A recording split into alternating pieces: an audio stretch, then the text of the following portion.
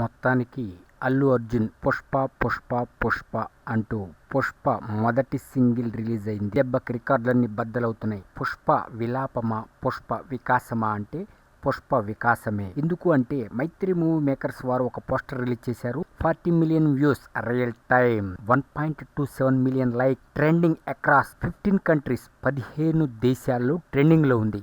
ఇప్పటికే Warner connect అయిపోయాడు అల్లు అర్జున్ కి. ఏం భయం లేదు, నేను నేర్పుతానని రిటర్న్ రిప్లై ఇచ్చాడు అల్లు అర్జున్. పుష్పలో ఒక స్టెప్ చూపించారు ఆ సాంగ్ లో. అదొక హుక్ స్టెప్, అద్భుతంగా ఉంది. ఎందుకంటే ఒక స్టైలిష్ స్టెప్ ని క్రియేట్ చేయాలని అనుకున్నాడు సుకుమార్, అలాగే క్రియేట్ చేయించాడు, అల్లు అర్జున్ చేత చేయించారు. ఇప్పుడు అది టాప్ ట్రెండింగ్లోకి వచ్చేసింది, వరల్డ్ వైడ్ సెన్సేషన్ అయింది. ఐకానిక్ స్టార్ అల్లు అర్జున్ కాబట్టి ఒక ఐకానిక్ స్టెప్ని మనకిచ్చారు పుష్ప 2 సినిమాలో. పుష్పరాజ్ రోలింగ్ అంటే no doubt, not at all.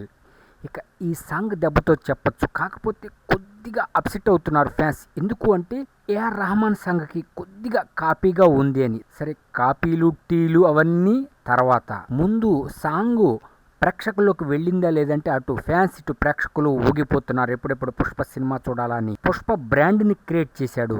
ఇక రాబో రోజుల్లో పుష్ప చొక్కా, పుష్ప ప్యాంట్, పుష్ప రింగు, పుష్ప కళ్ళజోడు, పుష్ప హెయిర్ స్టైల్ అని రకరకాలుగా అనేకమైన బ్రాండెడ్ వస్తువులు రావచ్చేమో, చెప్పలేం. అటువంటి సెన్సేషన్ క్రియేట్ చేశాడు పుష్ప.